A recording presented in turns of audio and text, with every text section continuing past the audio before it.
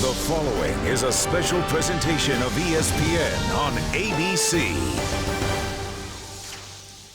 Kansas City, home of the Royals and the Chiefs, but head west into the fields of the heartland, and the lush landscape could fool you, because the wind will blow today at over 200 miles an hour as the IZOD IndyCar Series once again sets sail in the Midwest.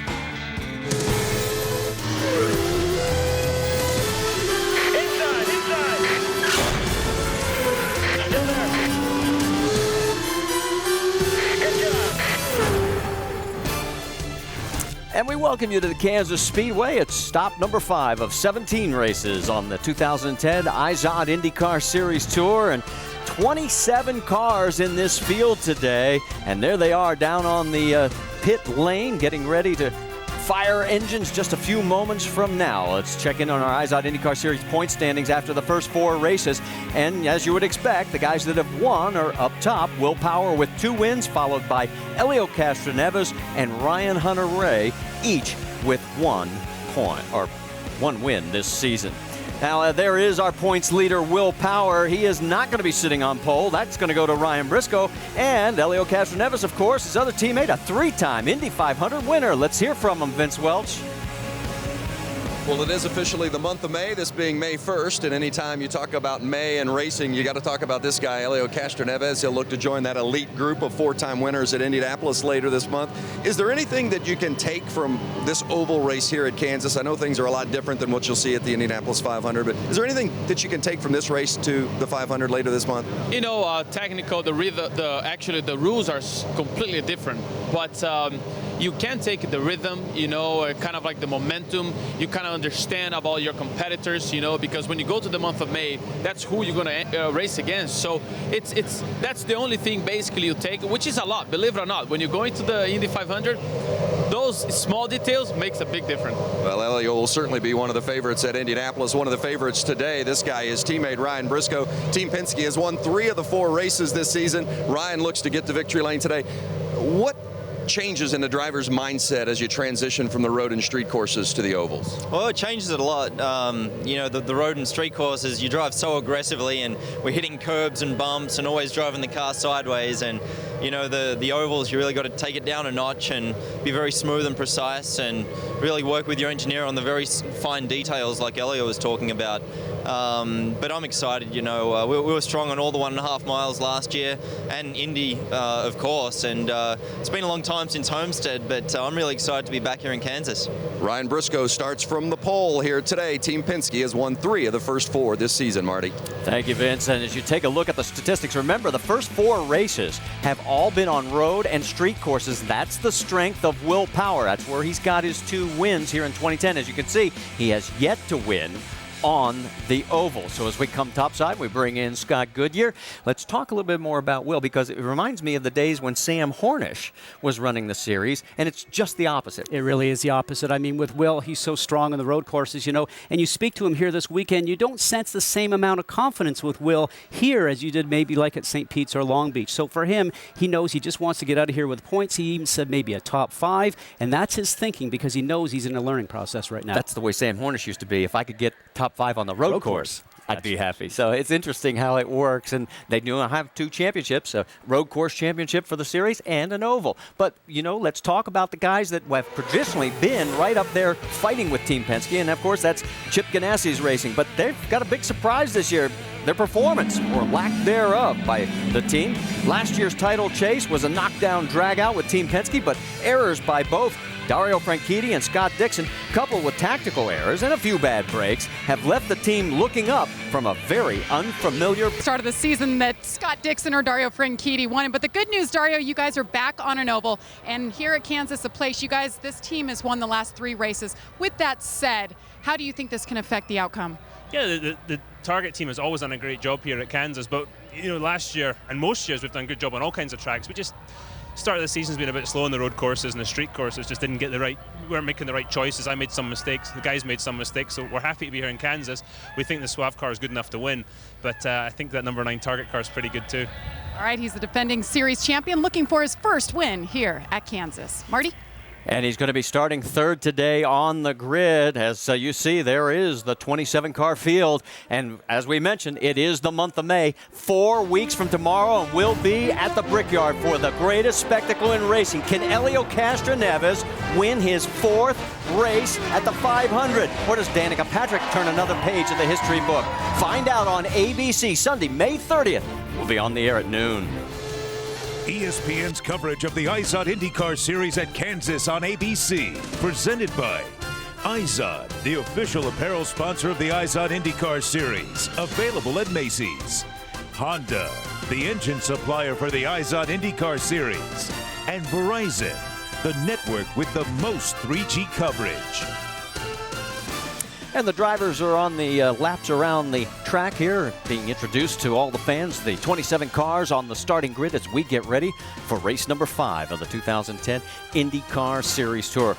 You know, so far this year, 4 drivers from Andretti Autosports have redefined the team's position within the series. And the turnaround on the road courses has been led by Tony Kanaan and especially Ryan Hunter-Reay. With a second at Brazil and a win at Long Beach, the question now is, can Andretti Autosport do as well on the ovals? And Rick DeBrule, we may be getting some of our answers early. Yeah, what a great start to the season it was. Not just a win for Ryan Hunter-Reay, but the first win for Andretti Autosport in 2 years. But they come here, and it's been a frustrating weekend, qualified 22nd. Did you guys find anything overnight to increase the speed of this car? Well, you know, there's no panic yet. I mean, this team gives us some great race cars. You know, we've only half the time we've been racing together, we've been on the podium. So we know we can get it right. We're working at it. We looked at some things from yesterday. We put one thing on the card, see if we have an answer. But the good thing is, the main picture is Indy, and we have time to sort it all out before then. And what do you want to get out of this weekend to take to Indy? What is you're trying to get out of this today? Well, you know, Tony last year had an issue with a car that he had to switch last minute, and there's some issues there that they're looking at, and you know, we think that the car is good. The Honda engine's definitely good. So there's just there might be some mechanical drag that we need to work out, something like that. But it's definitely solvable for sure before the big picture, which is Indy. So we're not panicked here. We'll go out there, we'll have a good race today, and head to Indy. All right, a great finish is great, but the warm-up for Indy is what really matters. Of course, his teammate is also a little frustrated with this weekend. For more on that, let's go to Vince Welch. Tony Kanaan won this race in 2005. He was 3rd last year in the same car he's running today, but we haven't seen many smiles from you this weekend. What's been the issue, TK? Yeah, Vince, I don't know. I think we haven't found the setup this weekend. We seem a little slow. We work on full tanks a lot, so qualifying wasn't going to be really representative, but I wasn't expecting to start this far back. But we got to keep a positive attitude. I think we do have a good race car. It's going to be tough, though, because the field is so close right now, but let's go race. That's all we can do. Tony Kanaan, I don't care what kind of race car he's got, he always seems to be in the mix at the end, doesn't he, Marty? That's true, Vince. Take a look at the numbers again from the first 4 races, and you can see that Ryan Hunter-Reay has been carrying the banner, and Danica Patrick has been struggling mightily on the road courses, but yet she is now the top qualifier for this team, and that is 9th. And that tells us one thing: what necessarily works on one discipline, like the road and street courses, doesn't necessarily transfer to the oval. And the team's had a lot of changes. Obviously, Michael Andretti is now the sole owner of that team, Andretti Autosport. They think they got lost maybe in some engineering issues last year, but right now they have to find their speed here at Kansas because Indy is a big race, a lot of sponsorship in that team. They know how important it is. Well, one of the teams that we thought was going to be one of the players this year early as the most improved was KV Racing, but now the eyes are focused on Dreyer and Reinbold because they've been garnering a lot of attention. 6 top 10s between their 2 drivers, Justin Wilson and Mike Conway. And Justin has finished 2nd twice. And now Dreyer and Reinbold looks to carry that momentum here onto the ovals. And here are the numbers for these 2 teams. And you can see it's very impressive, especially when you look at the fact they've got 6 top 10s. And Thomas Schechter will be in a 3rd car for this team at the Indianapolis 500. Let's check in once again with Jamie Little. Well, Justin Wilson making his 3rd start here at Kansas, 3rd different team. And with that said, you were very optimistic about this car yesterday heading into practice, but you had some issues. What were they? Well, at first we had a lot of understeer and was washing out, had to get out the throttle before hitting the wall. So we fixed that. Everything was great in qualifying. The car felt fantastic, but wasn't quite as quick as we were hoping for. So we've studied the data, we've made it a little bit better, and I think this charter car can actually be pretty quick in the race, and I'm hoping we can move forward a lot. Well, he's been great on a road course. He hopes to prove he's just as good on an oval. Marty? And Justin Wilson, another one of those guys who are very strong on the road courses. And a smile from Danica Patrick as we will be waiting to see, can she make a rebound on the oval? Sarah Fisher, one of 4 women in the race. This is the first time we've seen Sarah this year as she's a specialist on the ovals. Milka Duno will be starting 24th. And a young lady that we'll introduce you to, Silvestre Di Simona, when we come back here, as Simona Di Silvestre will be starting 18th. And we'll meet her when we return here to the Kansas Speedway for race number 5 of the 2010 IndyCar schedule. I'd like to go to space, be an astronaut for a day. Not a bobsled driver. Definitely not that. I can say that. Football player, because what would it be like to get hit that hard, and what do you say to each other out there? And I mean, we know in golf and stuff they're probably not talking smack, but in football, I bet they are. An FBI agent. Why? Because I always wanted to be a cop, and I would like to boss people around. If I could be anybody or anything for one day, I have to say it would be Roger Penske. Imagine you have great family, great life, and everybody respects you in the whole world. Come on, are you kidding me? Scott, what about you? Well, besides being Elio Castroneves and a 3-time winner of the Indy 500, I guess I'd like to be a hockey player playing in the Stanley Cup Game 7. A lot of pressure, a lot of fun, a lot of excitement. Well, that makes sense. Coming from Canada, well done. All right, we have mentioned the fact we have 4 ladies in the field. There's Sarah Fisher. And we could potentially come the month of May at the Speedway have 5. Anna Beatrice could be a 4th member of Dreyer Reinbold. And look at the international flavor today. Venezuela, Switzerland, the USA represented amongst those 4 talented female drivers. We caught up with Danica Patrick, Vince Welch, just a few moments ago. Vince? Well, this is the first oval of the IZOD IndyCar Series season, but not for Danica Patrick. She's run 4 oval races already, ARCA once, and 3 NASCAR events. What, if anything, translates from those races to what you're going to have today? Well, you know, I mean, the cars are completely different, but the fact that I've already done 8 races and half of them being ovals and nobody else has done an oval race yet, at least to what I know anyway, you know, it's just good practice, just staying in the car and being sharp, and you know, I think we've put the GoDaddy car in a position to do something good today. I hope things work out for us. We're in it to win it, you know? You said that you were looking forward to getting back onto the ovals after the road and street course results. A little more pressure today on the oval to get a strong finish? Well, I definitely feel like this is my place to shine a little bit more. You know, it's always so nerve-wracking going into the oval races because on an oval, the practice is done, but then the race is where you really all the action comes in. And on a road course, all the practice is where it happens, and then the race is just the race, and it's very follow the leader and very much just about maybe saving fuel. So I'm nervous now, but you know, it's no different than any other. Danica Patrick, she'll start 9th today, Marty. All right, thanks, Vince. Here are the numbers for both Danica and Simona. As Danica's best finish was 7th, Simona 16th, although Simona did lead laps at the first race of the year back in Brazil. This, of course, being her first career oval race today. Let's meet the young lady from Switzerland.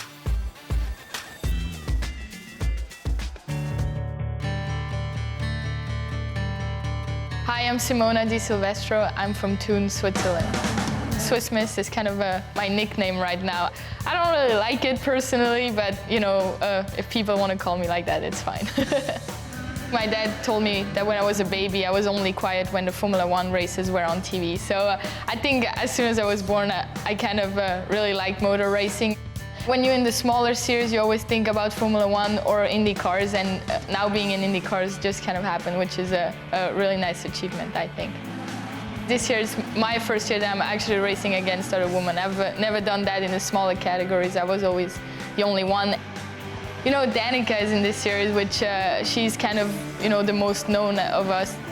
It's really great to be competing against her, but you know, it's not my focus to beat all the girl drivers, pretty much like all the other 24 drivers I have to beat. Leading my first laps in the series was in Brazil in the beginning of the year on the first race. It was really special to me. Simona de Silvestro, she is shown as the leader. We actually had a restart and I was leading and I had Dario and Ryan behind me, so I had a bit of pressure there, but I think I managed pretty well.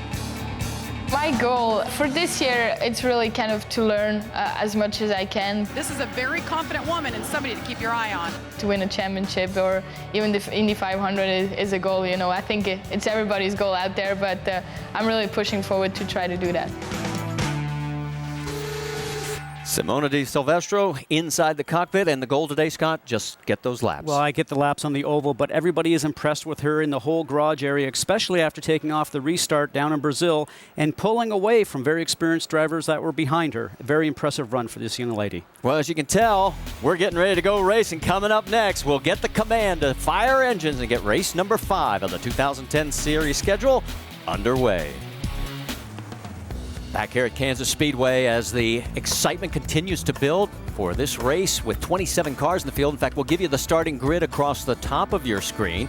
And you already know that Ryan Briscoe will be on point as we take the green flag.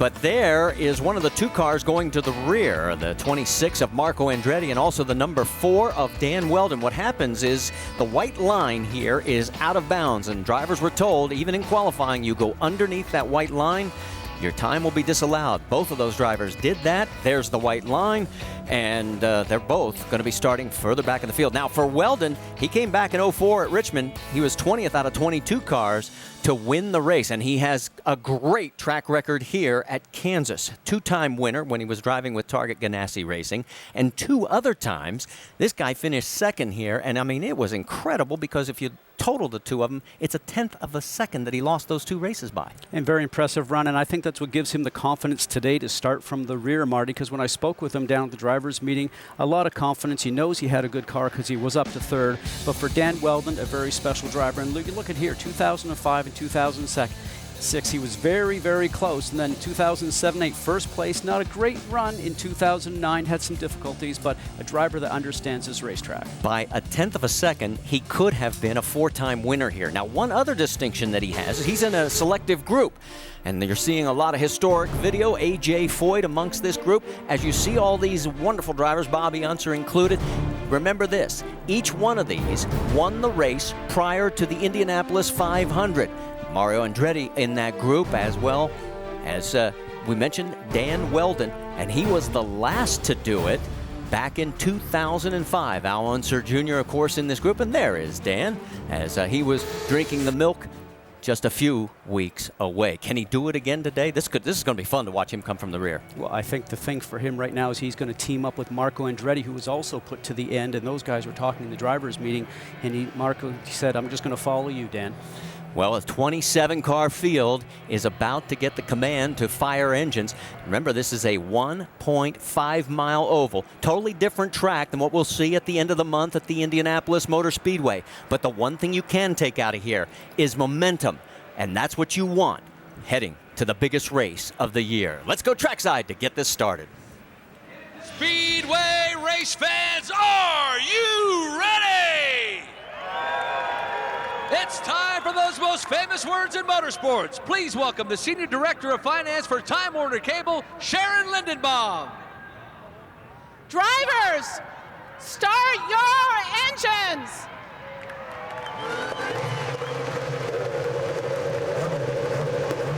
The command has been given. Beginning with row 1. Pit tanks, let me hear you. Control, row 1 hot. Row 2 hot. 3 hot. 4 hot. Row 5 hot. 6 hot. 7 hot. 8 hot. 9 hot. 10 hot. 11 hot. 12 hot. 13 and 14 hot. Copy, all engines are running. And that's exactly what that process is. The IndyCar officials getting the word that all 27 cars have fired. Now there is Dan Weldon. He is going to also serve as our in-race reporter today. Let's see if we can talk to him, Scott. Dan Weldon, Scott Goodyear up in the booth here. Outstanding record here at Kansas. Couple of wins, 2 second-place finishes. You're at the back here today, though. Can you get up to the front and win this event? Yeah, absolutely, Scott. I think the National Guard Panther Racing team did a phenomenal job. We've been working hard over the winter. We've been really competitive everywhere we've been, and we'd like to continue that. We had a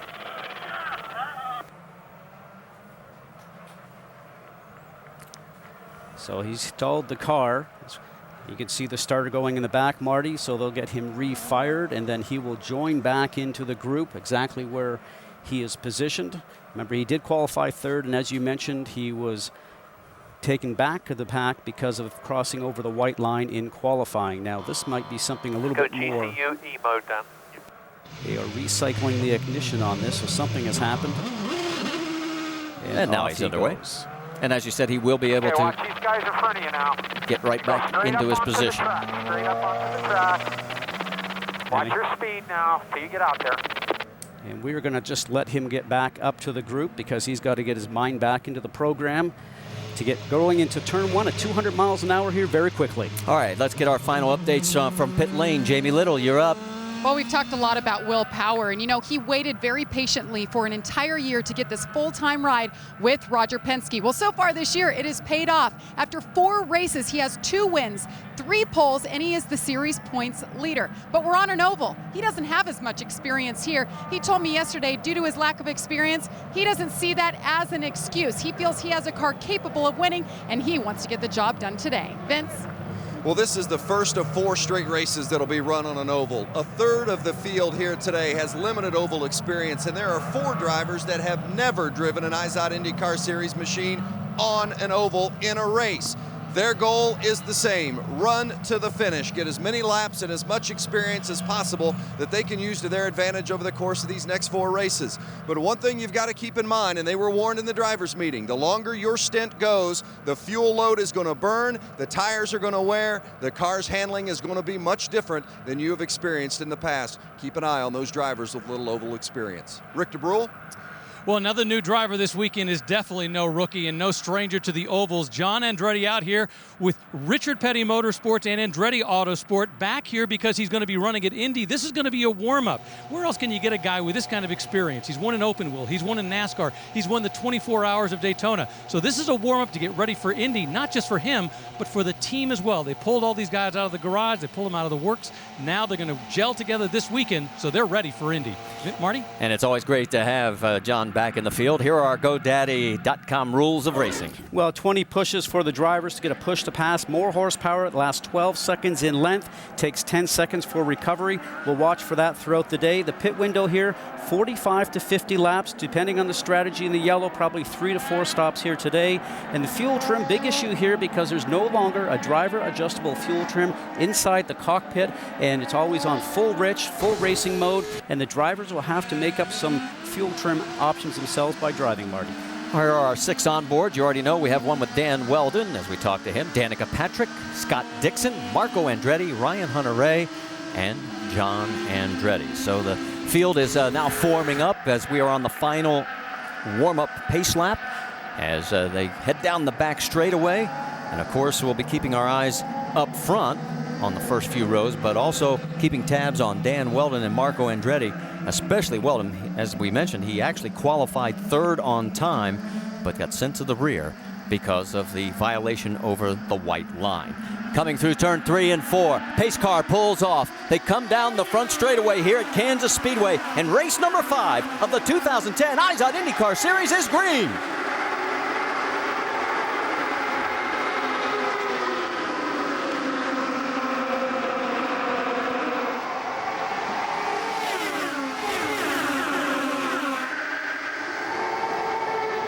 Fresh tires, 3 wide, through the corners, down the back straightaway and into 3. And already with the full fuel load, you're seeing the sparking as these cars are hitting some of those bumps.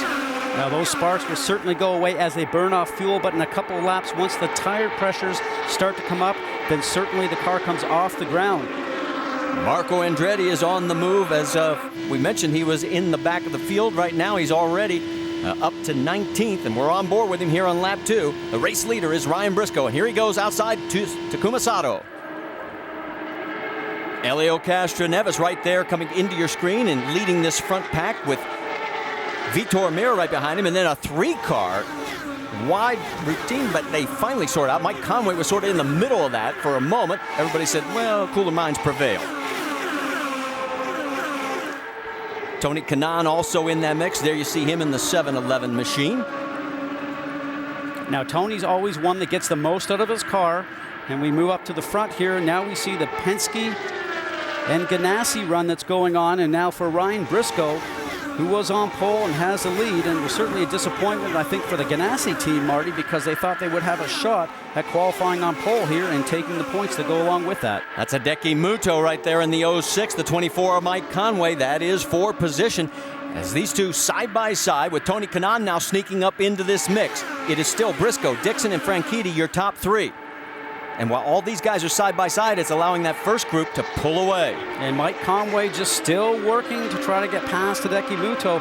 Now Conway sometimes doesn't have the most amount of patience. I'm sure his spotter right now is telling him, patience, patience, patience. It's a long race. You're wheel to wheel, 210 miles an hour. There's no room for error here. Well, you see the numbers and the battle for 6th right now, and you get a wider view here on the track as the logjam really is further back. There's Helio Castroneves and Vitor Meira. They're still going after each other, hammer and tong. Battle for 4th. And now Vitor pulls behind. Well, not for long. Well, as a race driver, you don't ever want to be behind the car that's in front of you, that's for sure. Right now, you should be getting into a rhythm here, starting just to get a feel for how the car is working. The tire pressures are up, the temps are up, and you're starting to see what kind of a car you have. Remember, since we qualified yesterday, the last time these cars were on track, we have the NASCAR trucks here this weekend, and they are actually been running here this morning, so the track is going to be just a little bit different. And that's a Goodyear rubber instead of Firestone rubber, and so you're right, a few laps to get it worn in. On board with Danica Patrick with Ryan Hunter-Reay, and Ryan has been on the move from the drop. He's up to 14th right now. Danica has dropped back to 13th, and she's about to get dumped to 14th. Well, and speaking to those guys this morning, both TK and Ryan, the drivers meeting, some changes made from the car from where it was yesterday. They had to because did not have very strong cars in qualifying. But Marty, more times than not, if your car's not working in qualifying, you put it in a race scenario, and all of a sudden it starts to work not too bad for you because all the other cars that are on the racetrack make that swirl pot and sort of help drag you along in the tow. Marco Andretti, who also started back in the back of this field, he too is on the move as Andretti right now is in 15th position. There's Takuma Sato underneath him. We can tell you the one guy who hasn't moved much is Dan Weldon. He is running 22nd right now. Let's go back and check up on the lead up front. Ryan Briscoe has a 1/10 of a second lead. That's what it looks like right there with Dixon second, Franchitti third, and then it's another second back to Vitor Meira and Helio Castroneves. We're going to go side by side here at Kansas. After 15 of 200 laps, Ryan Briscoe has led from the drop of the green flag, and he'd only led 13 laps all season long in the first 4 races. And as we mentioned, he's already led 15. Now you notice there's a change for second. You probably saw it on side by side. Here's what it looked like. It looked like Dixon just got a bit of a wiggle as he started to make it a bit of an aggressive move behind Briscoe. Maybe his car's not going to be working for him in traffic as of yet. Wait for him to make some changes during the pit stop, and actually what ends up happening here with Dario Franchitti, he'll turn around and end up taking second place, Marty. Jamie, let's get more on that 9 car. Well, Marty, actually what we've noticed down here, the wind is picking up, and that's exactly what Scott Dixon said. He said the wind has picked up and pushed me up the track. That was a big issue yesterday in practice, especially coming out of turn 4. There was a lot of push in the car. So right now, car seems to be just fine for Scott. It's just a matter of the wind gusts. John Andretti and Will Power sort of sliding back a little bit further. Right now he is 16th. Andretti is 15th as they are heading through the corner side by side, and right in front of them another pair of cars side by side as well as we look out the back of Danica Patrick's car. Danica right now running 14th. She's got her hands full on the high side with Rafa Matos. And for John Andretti on the low side there in the 43 in the Petty Andretti Autosport team car, what a job he did. Hadn't been in the car for such a long time. Came here for a one-day refresher earlier this week. Team was very impressed. He was right up to speed. Goes across the backside of the car in front. And what ends up happening with that, you lose the front end. You heard him get out of the gas. And then now he's back on trying to do the chase. All right, let's go back to the battle up front, because it is still Ryan Briscoe, Dario Franchitti, Scott Dixon. Then you can see Vitor Meira off to the right in fourth, and Helio Castroneves rounding out the top five. And here comes Dixon on the high side, looking to take back second place. Now what he's going to hope is that Franchitti, being on the lower side directly behind Briscoe, is going to have to get out of the throttle a little bit, which he did, because he was falling behind some dirty air. He would have washed up the racetrack and into his teammate. So very smart move by Franchitti, lets his teammate go ahead. That might not be the case if it's down to the last lap or two, Marty, but right now, the very early stages of this race, he knows what kind of mistake he could have made if he had kept his foot on the gas. The top five have pulled away from the rest of the field by 4.3 seconds. There you can see that top group. Then you have to wait quite a bit until everybody else comes into view. Helio Castroneves is the last member of that freight train, and tip of the hat to the 14 of Vitor Meira. Here's the second group with Tony Kanaan leading that freight train. Hideki Muto, Mario Moraes, EJ Vizo, and Ryan Hunter-Reay is now in 10th, folks. And this car yesterday, I'm telling you, it was junk. It just would not work by itself. Jamie, what's the latest you're hearing? Well, junk was the word yesterday. Absolutely. He was 24th out of 27 cars in practice. I asked him what was going on. He said the car was so bad, they quieted the rear end, added a bunch more front wing, and the plan was to do even more overnight. That seems to be working for him. He's saying the car is just a bit loose right now on the first round of pit stops. He's just going to make the rear bar a little softer to help that out. So he continues. Vince, what have you got from pit lane?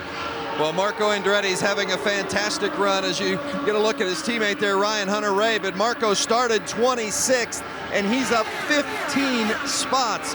One of the additions of this Andretti Autosport team, Ryan Hunter-Reay, I think has been one of the keys to the resurgence of a Kanaan and a Marco Andretti. He has really raised the bar, and he's given another driver to that fold that provides data, setup information. It's been a real key to the success of this Andretti Autosport team as you see that battle up front. And it is getting better, Vince, because, Scott Dixon now pulls to the high side of Ryan Briscoe. Look at how close these are going through the corners, and this is what we're used to seeing here at Kansas. And remember, this is 210, 212 miles an hour, and it seems like Dixon is not content just to sort of sit back and maybe try and save fuel. I think he wants to get up front and lead some of this and maybe have an opportunity to collect some points for most laps led. There's your Firestone telemetry. Oh, so close, Marty. Look at that. The left front, the right rear. As we look at the telemetry right now. Still outside. Spotter information coming for Ryan Briscoe, telling him that Dixon is still outside. Some traffic is just ahead, already entering up into turn 3 and 4. Looks like the 66 of Jay Howard possibly they'll be coming up to. And as Briscoe goes up, he'll see down the stretch here that he's got to make a run at this. And I think Dixon is going to look to have a run along the high side. He wants to put his car in place, so when they come up to the traffic, Marty, he might be able to take advantage of that. Oh, so close. He's tucked right up underneath him. Now goes to the outside once again. Traffic in front of him is the 34 of Romancini. Whoa, that was close. Yes, the 34 cars are identical, that and the 66 with Jay Howard, but the traffic will stay on the low side as they were instructed through the drivers' meeting. And on the back side of that now, as they've been fighting, Dario Franchitti in the 10 machine is now coming into play. So the top three still running very close together. Briscoe, Dixon, Franchitti, then it's another second back to Meira and Helio Castroneves. Stay with us. We've only got 28 laps, now 29. After this message and a word from our ABC stations. Back here at Kansas Speedway, we have a new leader, Scott Dixon. We got to talk to him about waiting until we're in side-by-side before he makes the pass. He took the lead from Ryan Briscoe just a few moments ago, and you can see the margin right now as he has got that number 9 Target Ganassi car on a rail. It looks like Briscoe just left the bottom side open just a little bit for whatever reason. And then for Scott Dixon, he filled it and turned around, came through the front stretch. Now we can see how close they are. Side by side with him. Still there. Still there. Clear, but not by much. Clear by half right now.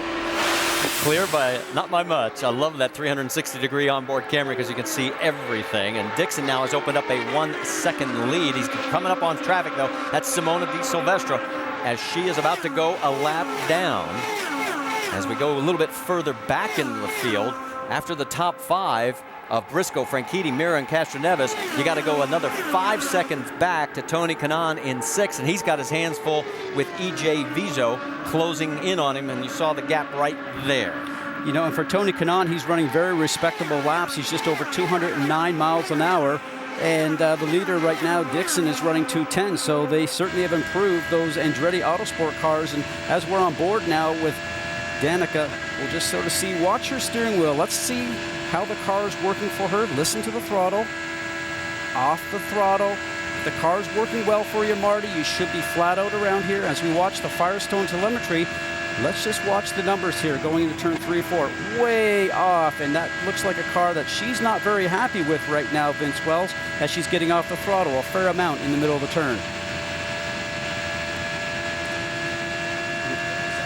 Interesting, Scott, that Danica told us before the race that she thought she was going to have a car that she was going to like in race conditions. You know, she's working with engineer Eddie Jones, and Eddie Jones has been around this Andretti group for a long time. Very confident that this is a winning combination. Tom Anderson handling her strategy said he really likes the chemistry between Eddie and Danica. Remember, this is one of those races that you got to have your car just right the last 50 laps, not necessarily the first 50. But you don't want to go a lap down, that's for sure. And right now, Danica 13 seconds behind the race lead in 16th position. Let's check in on Dan Weldon, because surprisingly, this was the guy we thought would be slicing and dicing his way to the front. He is in 22nd position. He's the next car to go a lap down. He's 24 seconds back. And very surprised, because he really thought this morning that his car would be able to be up towards the front in a short amount of time. Matter of fact, he thought he'd lead that charge with Andretti behind him, but that's not the case, Vince Welsh. He's just not up to speed. This team had to make a decision, Scott. They had to decide whether they wanted to go with more downforce to get them through the traffic with a stable race car, or less downforce that would allow them to run up front with the leaders once they got to the front. They chose less downforce, and now they're regretting it, because Dan Weldon does not have the race car that can handle in traffic. And as Jamie Little mentioned earlier, the wind gusts have picked up down here. That's been an issue as well. Definitely looking forward to their first pit stop where they can make some changes to make this car better for Dan Weldon. Well, he's in jeopardy of going a lap down. In fact, as we head for side-by-side, he is going to go a lap down, because there goes Scott Dixon. Scott Dixon is making this his own show right now in the early goings of this race at lap 48. Here comes Ryan Briscoe in for his first pit stop, Jamie Little. And he's the first one, the first taker onto pit road, has a little push in 3 and 4. That again was because of the wind, as he told me yesterday. You see a turn on the front wing, 4 tires. Ryan Briscoe is down and away. Tony Kanaan also in as well here on lap 49. An 8.3 second stop for TK and other takers as well. The 3-car of Helio Castroneves, you saw on side-by-side, he had gotten around for 4th place. He surrenders that position, and meanwhile, Dixon is still out there logging laps. Rick DeBrule. Yeah, E.J. Viso, who started 16th, has moved up to 7th. They do a quick change. He says the car's a better racer than it was a qualifier. And our race leader is coming in, Jamie. And Scott Dixon says he needs more security in the rear. He's going to take 4 tires, make an air pressure adjustment to try to tighten up that rear end, give him more stability. But he also said that right as he was making. You see the crew cam right there, right front, putting on those Firestone Firehawks for who was your leader, Scott Dixon. Down and away, clean stop. Right now, Dario Franchitti is shown as the race leader, as he has yet to make his first stop, but we expect him any moment now. And your pit window, there he is, as Franchitti comes down pit lane. So the cycle continues here under green flag. Will Power in as well. We have been told he is having some radio communication problems as they are still putting the full fuel load on our current points leader in the IZOD IndyCar and I Series. think that car looks like it's actually not parked in the correct spot in the pit box because they were stretching that fuel cord. And he is still there, and you can see now he finally gets out, and that is going to be very costly for the number 12 of Will Power. Yeah, it just looked like it was a bit too far away from the wall. Maybe he missed his marks because the fuel was extended, and it was actually into the Buckeye, but it certainly looked like they had problems actually getting the fuel into the car. So after cycling through our first round of green flag pit stops, Scott Dixon again reasserts himself as the race leader. So with lap 52, now lap 53, getting business as we are working here just past the quarter mark of the Kansas Speedway race. The NBA playoffs continue on ABC Sunday. First at 1 Eastern, it's the Bucks taking on the Hawks. Game 7 of their first round action. Then at 3:30 Eastern, the Lakers host the Jazz. Game 1 of the Western Conference semifinals. It's NBA playoff action on ABC Sunday. Coverage begins at 12:30 Eastern with GMC Sierra NBA Countdown.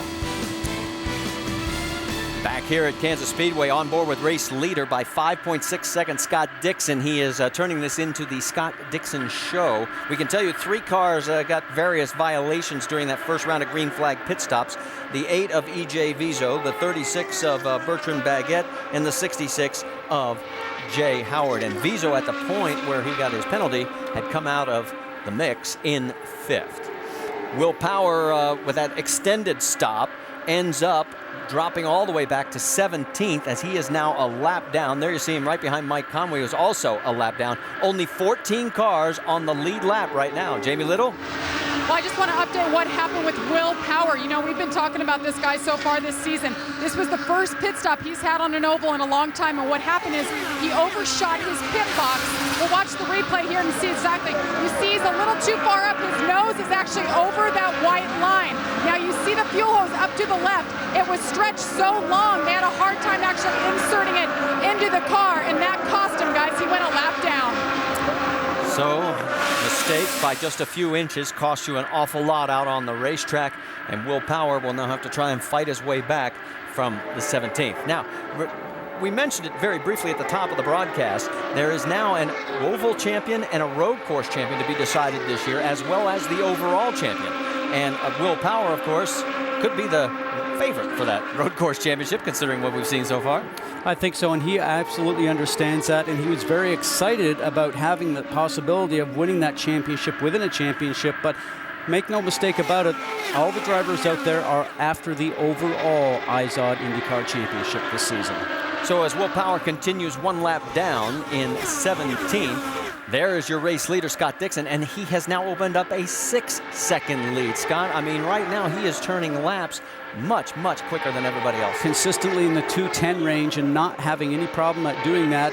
And I think the other guys are having problems around traffic a little bit. He got through traffic once he had that little bobble with his car, Marty, and then at this point now, he's got clear sailing up ahead of him. You saw the gap to second place, Dario Franchitti. Then in third is that man right there, Ryan Briscoe.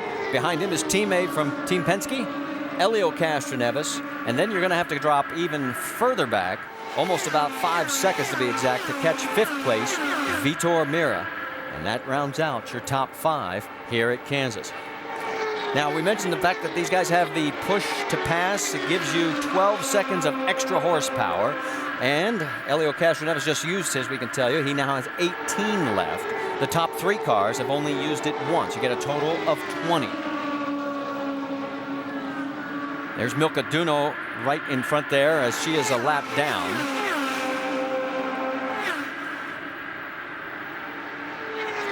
Racing sort of spreading out now as we have been lean, mean, and green since the drop of the green flag. But Vitor Meira, there you see how far back we had to go to find him. He's now 14 seconds behind the race lead, but still a big day for AJ Foyt Racing. Vince?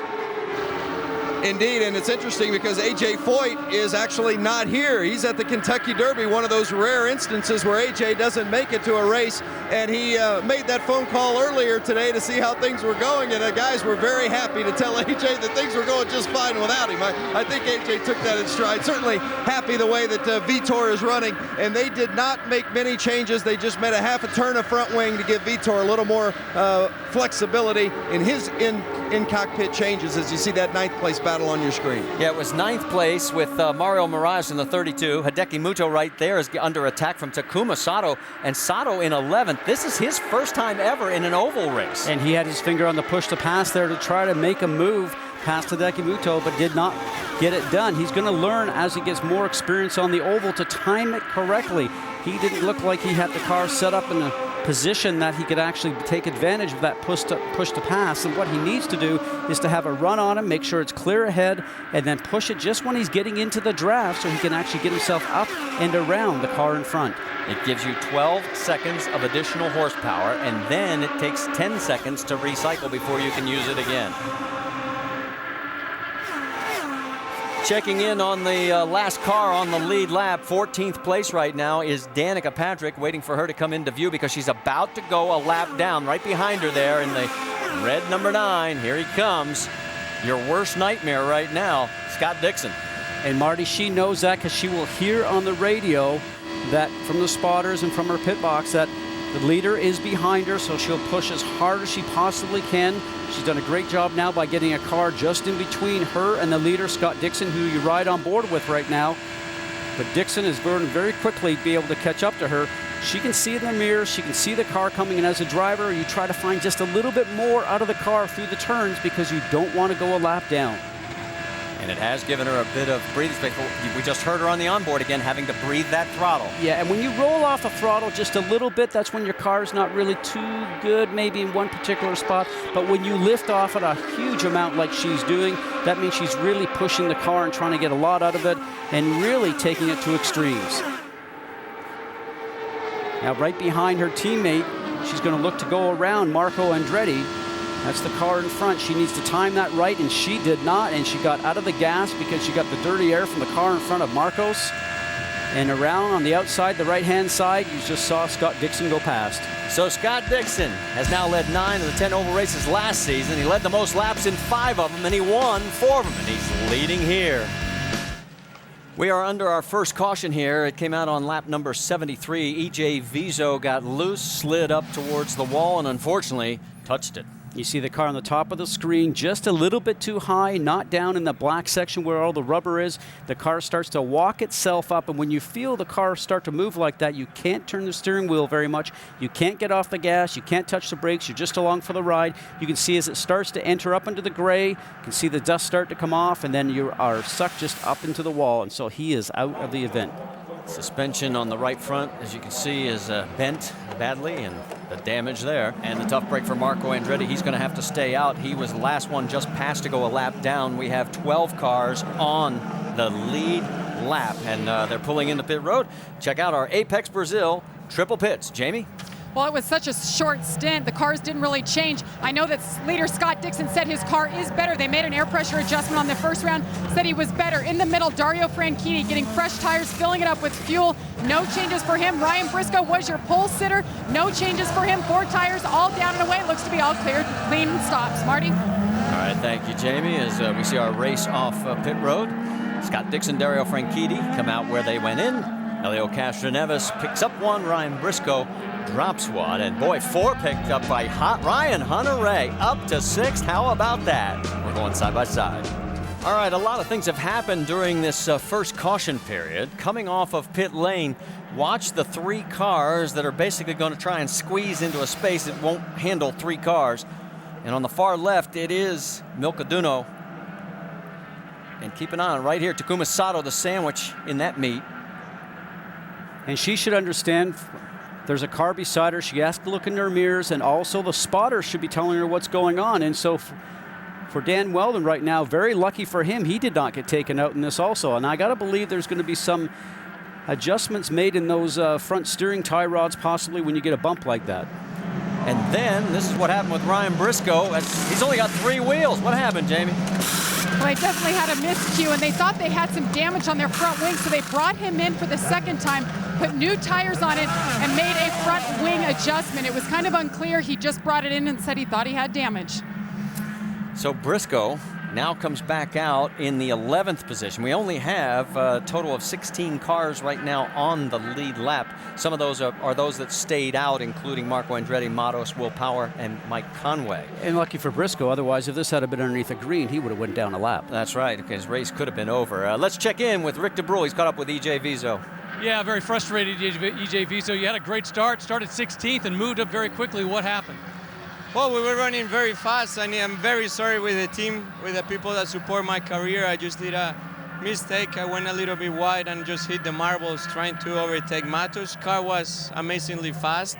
I think that we definitely have a huge potential in ovals, and we need to get better in street and road courses, but it's just one of those things, trying, and very disappointed. You had the drive-through penalty. Were you trying a little too hard to catch up? I was not really trying any harder. I knew it was more than 3/4 of the race left, and I mean, every lap you do over there, every other lap, you start getting, the track gets a lot worse with the marbles, and that was the case. I was overtaking Matos, and I just lost the front and brushed the wall. All right, a frustrated EJ Viso, hoping for better things at Indy.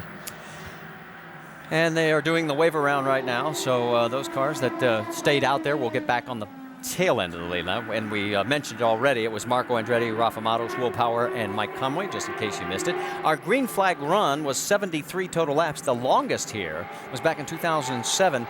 We went 93 laps before having a caution. And you're saying what's the record for fewest cautions? 2. So it's not uncommon to have very few cautions here at Kansas as we get a little bit closer to the halfway point. Well, we've heard that Scott Dixon right now is very happy with his car. They made an air pressure adjustment, so obviously he believes that's the little small things that he needs done. Be interesting to see if Franchitti, for instance, if they made some changes to hopefully get some more speed out of his car. And then Castroneves and Kanaan, both guys that don't seem to get the final couple miles an hour right now. Let's listen in on Dario's team communication. They should probably look at sweeping the high line. There's tons of marbles. You know, and what he's basically saying is reporting back to the pit box, and he's telling his team that there's a lot of rubber on the outside of the racing line. We saw EJ Viso get up there. That will go to the Brian Barnhart up in control. Maybe in the next yellow, they'll bring out the sweepers and get some of those marbles off. All right, Dixon, Franchitti, Castroneves, Kanaan, Ryan Hunter-Reay, who is using the push to pass on the restart. So is Franchitti. He's tabbed the button, and we're back to green flag racing here at Kansas.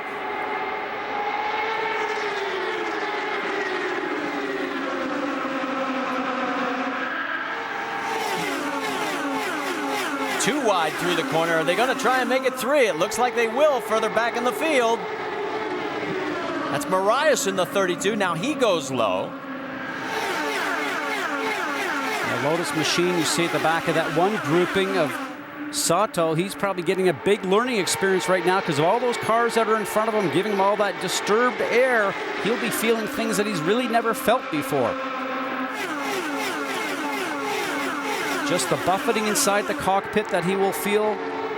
The light steering wheel occasionally as he's now right behind the number 6 of Ryan Briscoe. Remember, Briscoe has dropped all the way back to 11th position. His next target is Mario Marias, but he's got to fend off the 5 of Takuma Sato. And he also has to have some patience now because Briscoe's got a faster car. He has to go around the outside, the high side, but he has to have patience for the guys that are running in front of him.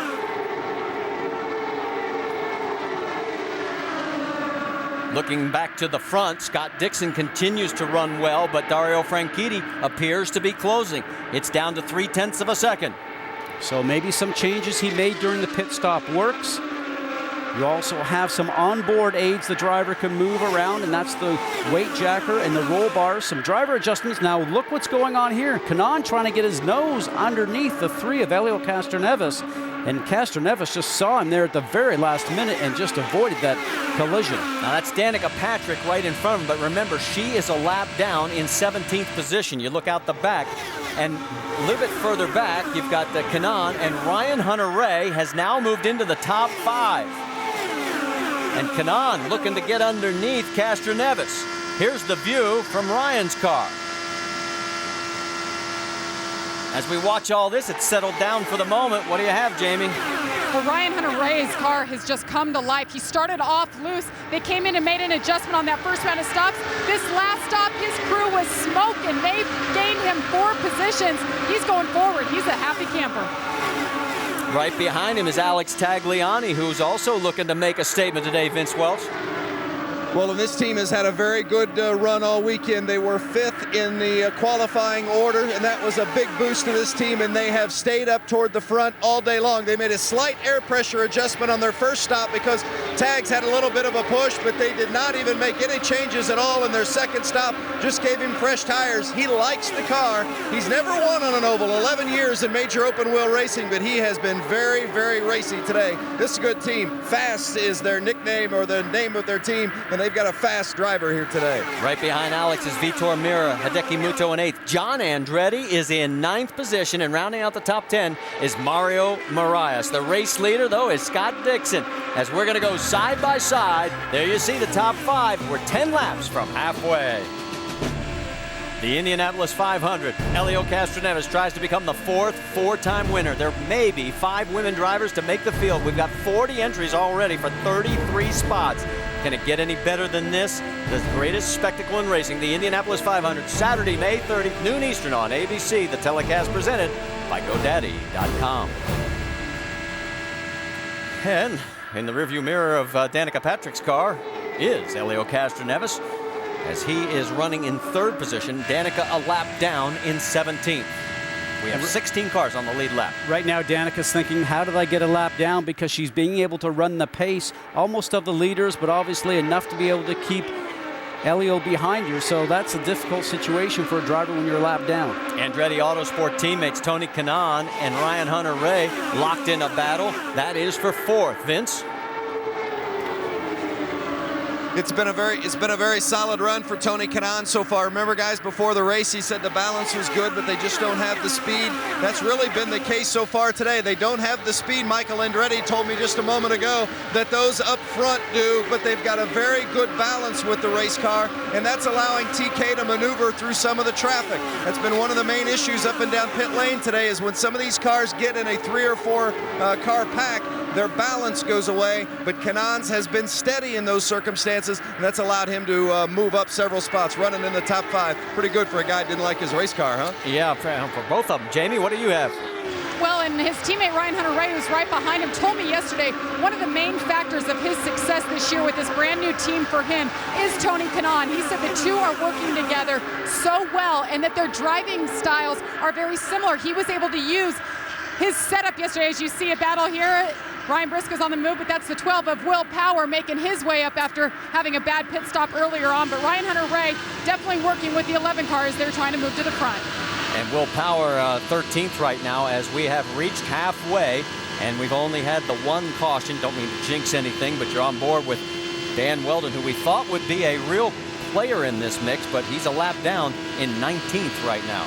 And Marty, when they're talking about the balance of the cars from the reports that we're getting from the pit lane, the balance itself, when their car starts to change from the fuel load and the tires start to go away just a little bit, that sometimes means the front starts to wash out on you, or the back end wants to come around just a little bit, and the drivers have those driver aids again inside the car, the weight jacker and also the roll bars, to hopefully combat some of those situations that happen. But sometimes you run out of adjustments and then you just have to drive the car. Vince, you've got more on Weldon's situation? Well, they really dug themselves a hole early on. They did not like that first set of tires. For some reason, it just did not mesh with what the setup was on their car. When they came in on that first stop, they dropped the tire pressure a pound on each of the corners. That's a big adjustment. And Weldon says the car is much better since then, but he's got quite a hole to dig out of now. Yeah, he does. As we mentioned, we are past halfway. Here is Danica Patrick, a lap down right in front of Helio Castroneves, and closing quickly now is Tony Kanaan. And Danica stays on the low line, now drifts up a little bit. Oh, that's not going to make Helio happy. They're side by side. Oh, and she knows that she's a lap down, so obviously she is just trying to keep the strong pace going. But Helio right now is saying, come on, give me a little bit of a break. And he's letting her know just by weaving the car from the one side to the other. She's off the gas because her car doesn't work there. Now, proper etiquette really is maybe just to breathe the car a little bit and let that competitor go by, because you are not in the race right now. They are still side by side through the corner. Tony Kanaan trying to give a little space there, and just in case something happens. And again, Elio cannot get the pass done. And she's right in the middle of the track. He looked to go inside, decides to try the high line once again. The guy that's looking right now, lurking in the back, is Kanaan, and he seemed to be able to stretch away from Ryan Hunter-Reay, who has since been passed by Tagliani. On the left of your screen, Marco Andretti has pulled into pit lane, so he's getting fresh Firestones. And again, on the right side, Elio cannot get the job done. What he needs to do is when she has a problem keeping the car on the bottom of the track, to have enough of a run going around the outside of her to hold her down when she comes out of the turn so her speed is slow. Looks like he might have got that done that time. She seems to be able to go down the straight just a little bit better than Elio. Could be a different downforce level on the cars. They're both running 26.4-second laps. Rick, you've got more? It has not been for a lack of effort that Danica is back there. In fact, when she came in after her first stint, they took the tires off. The right rear was actually down to the cords. Setup was that far off. She was working it too hard. They put it back on, sent her back out. It's been frustrating, though, and you can see, though, she's not giving up. She's working those tires. Well, the problem is, though, even if she can hold off Castroneves, there's two guys in front of Castroneves that before she can even get back on the lead lap, all of a sudden Will Power now comes in for his second round of pit stops. The action continues with Elio trying to get past Danica Patrick. This is when he gets beside her. He's got to hold her down so she doesn't start to walk up the racetrack a little bit. Jamie Little? Well, you see Will Power in there. They're telling him to reset the fuel. 4 tires reminded him to back it up in his pit box. His car was just not handling right. They felt like they had nothing to lose, just to come in and pit under green. Much better pit stop, and you can see now that Danica Patrick has surrendered, and Elio Castroneves and Tony Kanaan have gotten past. And now she's got other traffic behind her as well. So your race leader is Scott Dixon by 1.5 seconds. Stay with us. We'll be back with more after this message from our ABC stations. Okay, we'll go up on the front tire pressures.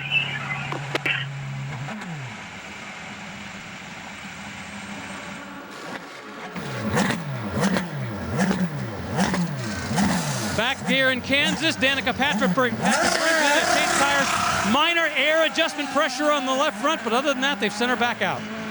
So Danica, the first car, 1 lap down when she came in 17th position, will now come back out into the battle as we have passed halfway, completed 115 laps, and with 85 to go, there is your race leader coming out of 4, heading for the tri-oval, with Scott Dixon now leading Dario Franchitti by 2 seconds, Elio Castroneves 3rd, and then Tony Kanaan, Alex Tagliani 5th, Hideki Muto 6th, Ryan Briscoe 7th, Ryan Hunter-Reay has dropped back to 8th.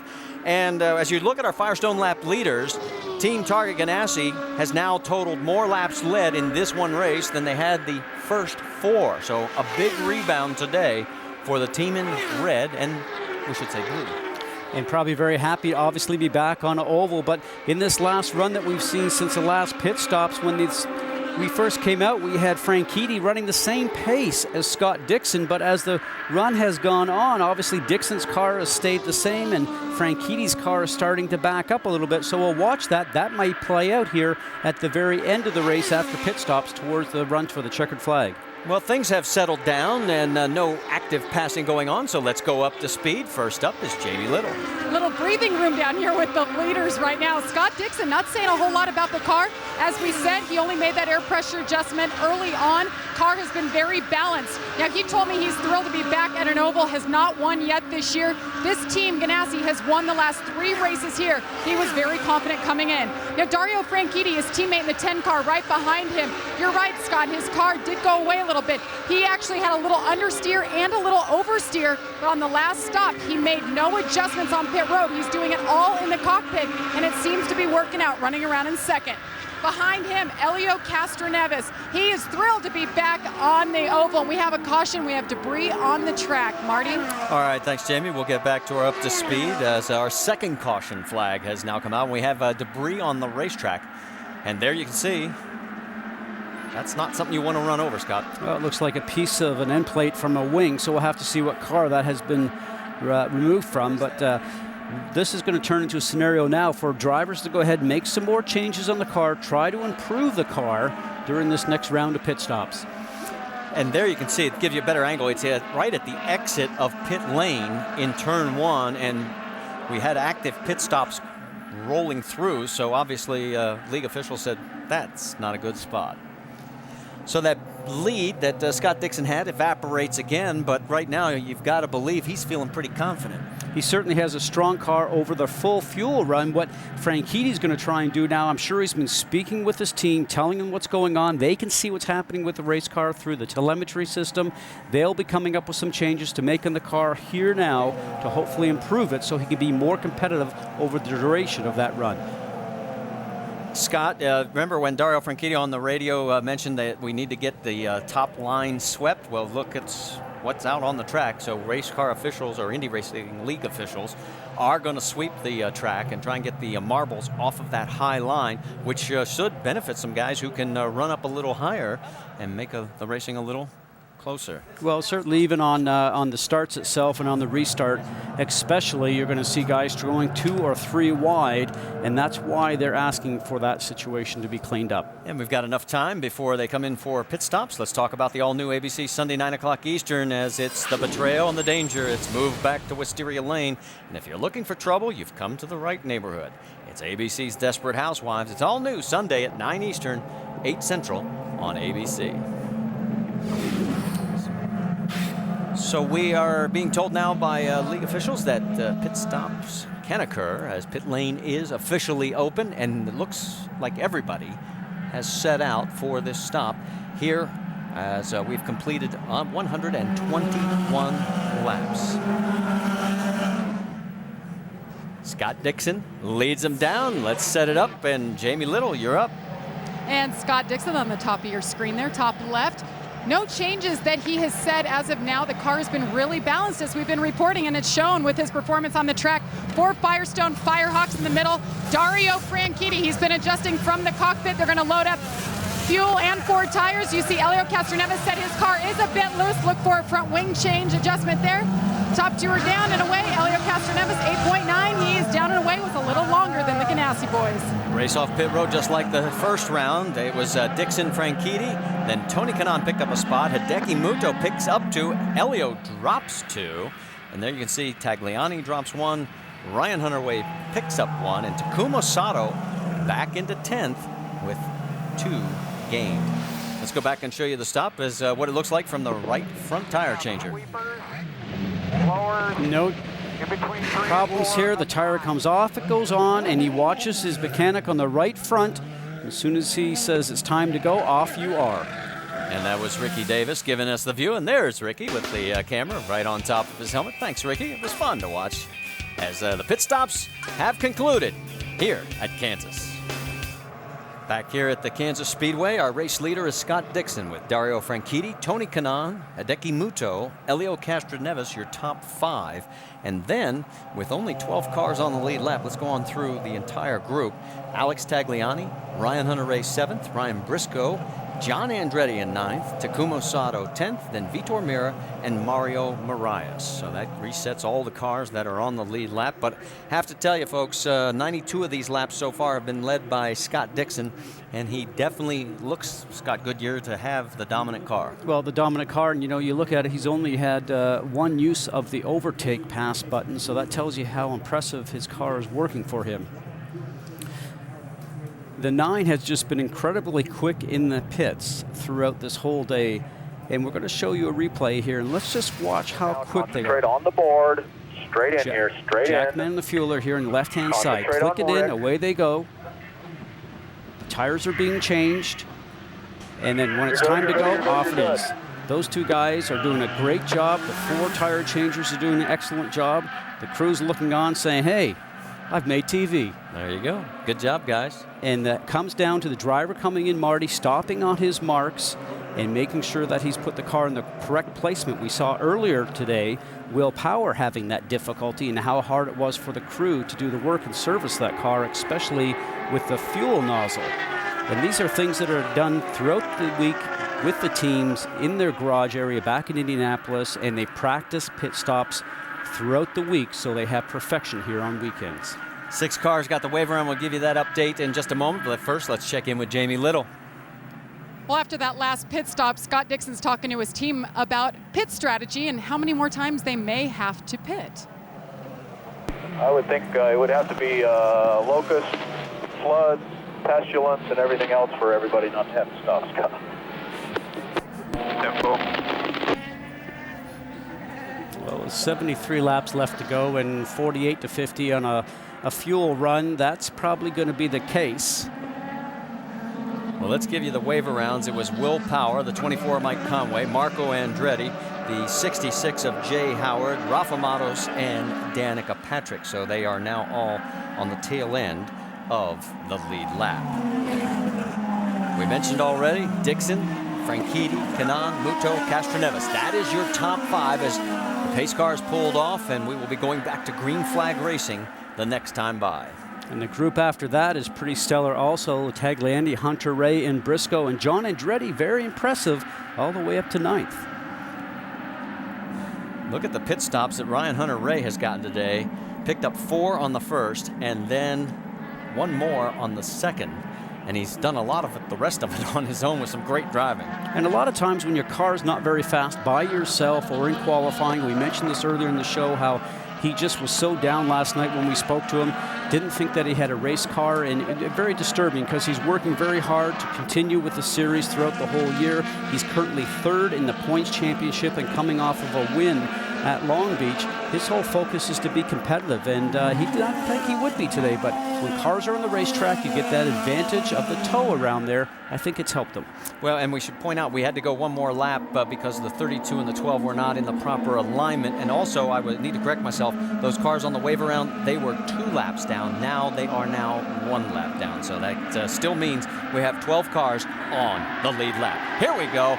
Ramp up the speed. Green, green, green. And you heard it. We're back to green flag racing, and all 5 of the top 5 cars are hitting that push to pass.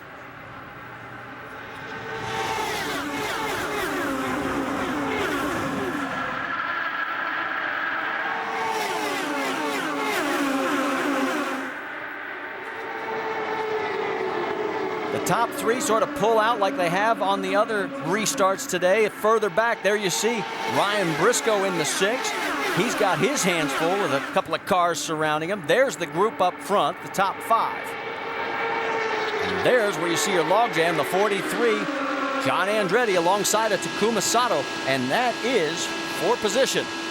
And give Sato a lot of credit because he's not really had a great scenario so far this year, as Tagliani now makes a swerving move and goes underneath Ryan Hunter-Ray. You see that black and white BMW car on the bottom. Ryan Hunter-Ray now on the high side, and if you're going to make a pass, if you can get underneath the driver in front, you might just get it completed. Vitor Meira in the 14, he's looking to go underneath. There's no room there because Sato is already in that spot. These 4 cars, side by side, on board with Andretti. That's Mario Marias, and Marias going by, so all of a sudden Andretti's car is backing up. And he is a driver who has used all his push-to-pass opportunities so far, has used all 20 of them. Maybe he might rethink that when he gets to the Indianapolis 500 next month, because in the scenario when you come down to a run towards the checker with only a few laps left to go, you want to have just a little extra possibility of pushing that button to get going. What's the latest on John Andretti, Rick? Well, early on, he was pretty frustrated with the car. He said he just couldn't pass anybody. He wanted a wing adjustment. But think about this. Once again, this goal race, his only goal was just to get laps down, to get comfortable, both with the team and with the car. All things considered, when you look at what he's doing right now in terms of how he's running, this is a very impressive trial run. Oh, and that was so close as you finish up. He went below the line, knew he was out of bounds, pulled out of the throttle, and then still almost ran up the hill. Well, as he goes into that turn, Marty, that white line, that's the hinge point between the banking and the flat of the track. And he certainly got not only caught on that, but the 2 cars in front just sort of washed out the front wing for him, and that car went up the road and lucky to keep it going. And we need to correct one thing. Our data on John Andretti's push to pass is incorrect. So we don't know exactly. For some reason, it is showing 0, but that's not necessarily the case. We have been told by our data group. The others that we can have told you about are accurate. For example, Scott Dixon, our race leader, still has 18 pushes out of the 20 remaining. So Andretti continues running in 12th. He's the last car on the lead lap.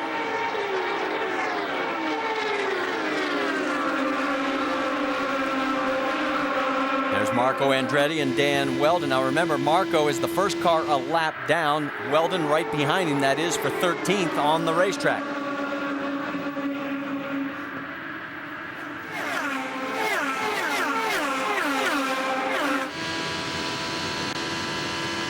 Dan Weldon, we thought he might be fighting for the race lead. That has not been the case today. It has been all about Scott Dixon for 103 laps. Ryan Briscoe's led 31. Dario Franchitti has led 2. It's Dixon, Franchitti, Tony Kanaan now 3rd, Hideki Muto 4th, Helio Castroneves 5th. We go side by side. Welcome back to Kansas Speedway. The NBA playoffs continue on ABC Sunday. First at 1 Eastern, it's the Bucks and the Hawks. Game 7, first round action. Then at 3:30, it's the Lakers and the Jazz. Game 1 of the Western Conference semifinals. The NBA playoffs on ABC Sunday. Our coverage begins at 12:30 Eastern with GMC Sierra NBA Countdown. Not much of a battle up front. It has been the Scott Dixon show. He's a half a second ahead of Dario Franchitti. And Marty, since that last pit stop, we've had just about 22 laps, and I've been watching the speed here. And Franchitti's starting just to slow down just a little bit, like 1/10 of a mile an hour per lap. And this is when Dixon seems to be able to stay strong and consistent. And now we're starting to see Franchitti back up towards where he was before. Well, and that's been the trend all race long. He is stronger as the run gets longer. This is a great battle on the track right now for 4th. Hideki Muto has it. Ryan Briscoe wants it. Rick? Hideki Muto came in here with the setup that they use for Graham Rahal. Now, he liked the road course setup. He wasn't so comfortable with the ovals. He qualified well. At one point, he slid back to 10th. Now he's worked his way back up to 4th. He's been having this battle with Ryan Briscoe for about the last 3 laps. He's much more comfortable on the low side. His spotter, Lee Orbach, coaching him all the way around, making sure, telling him it's his line. Hold it, guard it, and then go after Tony Kanaan. He keeps fighting him off. Well, and remember that 06 with Graham Rahal behind the wheel sat on the pole at this race last year, and the Newman Haas racing machine right now doing a great job as Hideki, as there's Ryan Briscoe pushing that push to pass button again. He's now down to 10. He's pushed it 4 times that we've been able to watch during this battle, and he has yet to be able to complete the pass. Well, he's got to also sit there and look to see that. I might not have anything for the first 2 guys, the leader and Franchitti, but, you know, maybe possibly for Kanaan. But Kanaan's not really stretching away there too much. And when he tries to use his push to pass, he's used 10 of them so far. Couldn't get it done. But you want to leave some for the end, as we talked about before. Vince Welsh, you have something on Tony Kanaan? Kanaan says the wind has really been an issue down in 3 and 4, and we've seen several of the cars dealing with that today. But as far as the balance of TK's car, he really likes it. They didn't make any changes with the car at all on the last pit stop. Says he's got a little bit of an understeer, but he can work with the tools inside his cockpit to help him where he needs it.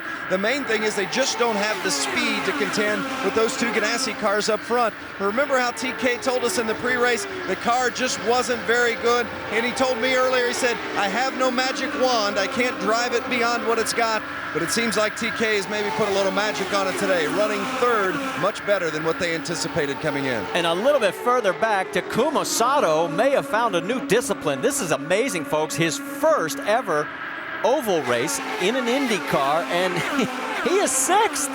And the guy that was stuck in the middle there was Jay Howard aboard that Service Central machine. He didn't have anywhere to go. He had to watch him go past both on the right and left side.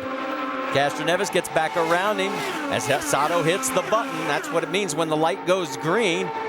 And he is etched ahead of him. Now it's back to side by side. Who's going to take the spot? This is fun to watch.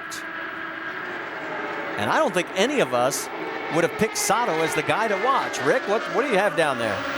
Well, actually, he's been pretty comfortable with the car. They haven't made any major changes, except they had to replace that front wing. because he got together with Milkaduno, as you saw earlier, coming out of the pit lane. He started 11th, went back to 19th at one point, and now has worked his way back up through the field. And as you can see, for a guy who's never run on an oval before, and I mean ever before this week, he is doing a phenomenal job. The goal was to get comfortable. He's done it. And Castroneves just used the push to pass to open up some ground on Sato. He is now down to 12 pushes of the 20. Again, it gives you about an additional horsepower and a half, or mile and a half hour, more than 7 to 9 horsepower. Let's get more on Elio Castroneves, Jamie. Well, it's interesting. You watch Elio, he ran behind Takuma Sato for a little while. Before this race, Elio told me this is a great place to learn these rookie drivers, what they're capable of and how you can race them. Going into the Indy 500, that's what it's all about. Elio is sitting out there. His car is pretty good. It's a little loose, but I think he's watching these rookie drivers and just learning how he can race them. All right, thanks, Jamie. As there is the numbers on Elio right now, as it is a 6-second margin to the race leader, Scott Dixon. But the two Penske cars that are on the lead lap, Will Power is a lap down in 15th. You saw them there running nose to tail. Everybody is trying to catch that man right there. Scott Dixon has opened up a 1.3-second lead over Dario Franchitti, and the window is now open for that final round of pit stops. So who's going to win this? A former winner in the name of Tony Kanaan started the day with a car that he wasn't really happy with. Dario Franchitti, defending series champion, or Scott Dixon, the man who won here last year? After this message and a word from our ABC stations, we're back. 40 laps remaining here at race number 5 of the 2010 IZOD IndyCar Series. We're at Kansas Speedway, where it has been the Scott Dixon show for the most part. Scott has now led 127 laps. We told you right before the break the window has opened. Here's Marco Andretti. Maybe his car is not working well. Remember, he's also some laps down, so for him, maybe make the car feel a little bit better for him, make some changes, see if he can improve it, get some information for the race in Indianapolis. And Ryan Briscoe also peels off, and Jamie, his car got a little loose. He lost several positions right before this stop. And he did. Last pit stop, he put scuffed tires that he qualified on. That helped him to get up to speed and make a couple passes, but his car fell off pretty quickly. So they called him in, just going to put 4 sticker tires on there this time, brand new tires, fill it up with fuel, no adjustments for Ryan Briscoe. Pressure on these pit crews now because these green flag stops. As you look at Tony Kanaan and Hideki Muto, former teammates, now rivals, that is a battle for third on the racetrack. Muto really looking good today.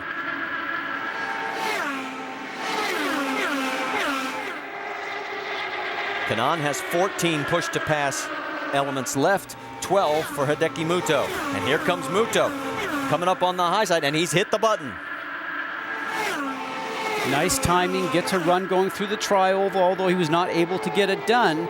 He swings out going into turns 1 and 2, hopefully to carry the speed and the momentum, was not able to get that completed that time. Let's get more on Hideki Muto from Rick DeBrule. And I talked about the fact that his spotter was up there guiding him through. It's been interesting. He keeps talking about momentum. Make sure you don't lose your momentum. He said, get up on that gearbox, make him worry. Now he's trying to go around the outside. The goal, once again, whatever you do, don't drop back, don't lose ground to Kanaan. Make the move on him if you can, but what the team is telling him to do is at all costs, don't do something that's going to drive you up, make you go back so you lose touch with Tony Kanaan.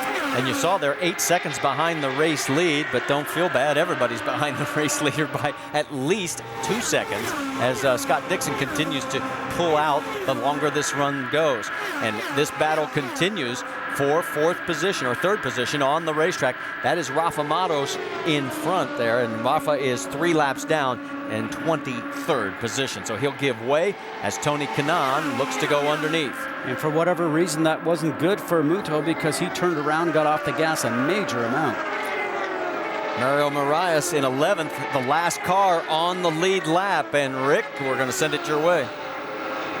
Yeah, it's been interesting so far, Mario Marias today. The last pit stop, the fuel stuck inside. They almost drove off. He was smart enough to stop as a result. It hurt him a little bit in time, but he was able to not do any damage. He's been satisfied with the car, saying it was a little bit loose, but they have not been making any adjustments, and they send him back out. No real problems on this one. He really lights up the tires. You can hear him on the limiter as Will Power, our points leader, and see if the 2 times ago, whoops, get it slowed down because you don't want to get busted for speeding. Remember his first pit stop, he was way too far away, and they were extending that fuel hose, and Jamie, he's coming your way. You saw him lift up his hand. He was pulling a tear off from his visor. He said, let us know if you need any changes. They're just trying to get off pit sequence here a little bit. Remember, he had trouble early on, like you mentioned, and he rolls into his pit box, nailing the stop that time. It's going to be fuel, 4-sticker tires, no changes, Will Power down and away. 8.7 seconds, much better than 9.4 that we saw on the prior stop.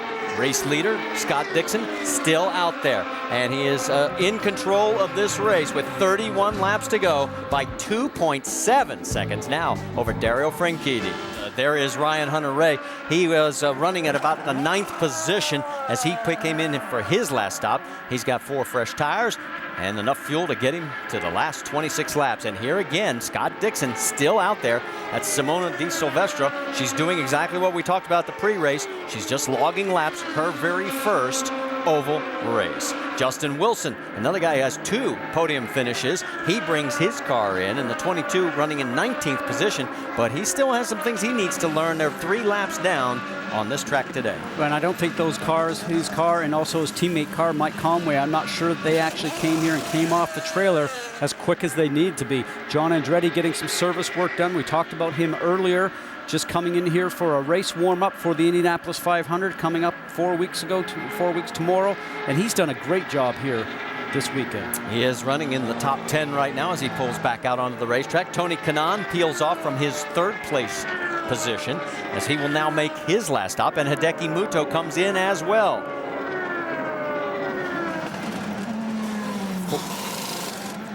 Four tires, no changes it looks, and then Vince Welch. No changes for Tony Kanaan. He's been very happy with his race car. Not as fast as he'd like, but the balance has been good. He's been on the podium here the last 2 years. He's got a shot at being back on the podium again this year. And he's out ahead of Hideki Muto. Here comes 2nd place as Dario Franchitti pulls in, Jamie. Well, Dario Franchitti mixed it up. They did not want to pit when the leader and teammate Scott Dixon pitted. No adjustments. Right side's there, you see, and he's down and away. And your leader, Scott Dixon, is in, has been quiet on the radio, not looking for any adjustments here. We'll see he'll take 4 tires, fill it up with fuel for what should be his last pit stop, trying to get his first win of 2010. You see the crew go to work, right front crew cam. Tire off, tire on caution. We got a car in the wall, guys. And there is the damage. As you can see, it is a lot of damage on the right side. Oh, man, look at the whole Jay back Howard's wing. machine of Sarah Fisher Racing. Jay, another driver warming up here this weekend to get ready for the Indianapolis 500. Now, he had been circulating around. He was a little stronger at the beginning of the race, and then he just started to get towards the end. And you see Sarah Fisher right there in her Dollar General machine. That's the team owner. So she will go around the race course and see her car with her driver up against the wall. Jay was running 25th out of the 27 cars. That gives you an idea how much a handful he had. Milka Duno is in 26th, right behind him there. As EJ Vizo is the only car up to this moment that was officially behind the wall, out of the race with other damage. This is our 3rd caution. As we mentioned before, the fewest cautions we've ever had here at Kansas was 2.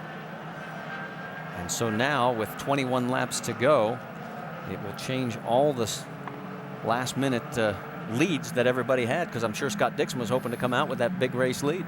Well, in this scenario now, well, always a better race to the end after a yellow, because everybody gets to have an opportunity to look and watch the yellow car here on the high side in the frame. Actually, that's his car owner on the low side, Sarah Fisher. Now, for whatever reason, his car just starts to walk up the racetrack. We'll get another look at that, and you can see he's already hit it once, and here comes the second impact. And the momentum carries him all the way down towards turn number 1. And there you see the safety crew, and good sign. Jay is able to climb out of the car.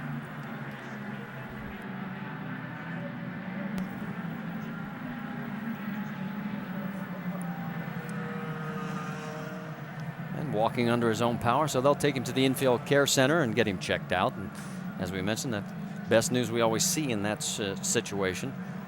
As right now, we have 8 cars shown on the lead lap because of the fact that some of these cars had already taken their pit stops right before the yellow came out.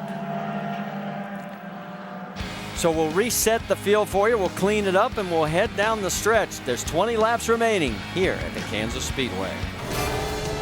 ESPN's coverage of the IZOD IndyCar Series at Kansas on ABC. Presented by IZOD, the official apparel sponsor of the IZOD IndyCar Series. Available at Macy's. And GoDaddy.com. Domains, websites, and everything in between. Well, we're here at Kansas with a great crowd, but in 4 weeks we'll be at the greatest spectacle in racing. Does Helio Castroneves win his 4th Indianapolis 500? Or does Danica Patrick write another page of history? We find out May 30th, beginning at noon. In fact, we talked to the drivers about their thoughts. That race is so big and so special. The best moment is when you walk out onto the grid. When the driver introductions happen, you walk out there and the place is full. You're just going so fast and you're so close from disaster. It's just being on that trophy. There's a lot of great names that have won that race. The greatest race in the world and the one that I want to win. Oh, it just gets me excited just thinking about it. 4 weeks from tomorrow, and here's what we'll be looking at. Helio could make a page of history. We could have 5 women trying to qualify. Anna Beatrice could be that 5th person.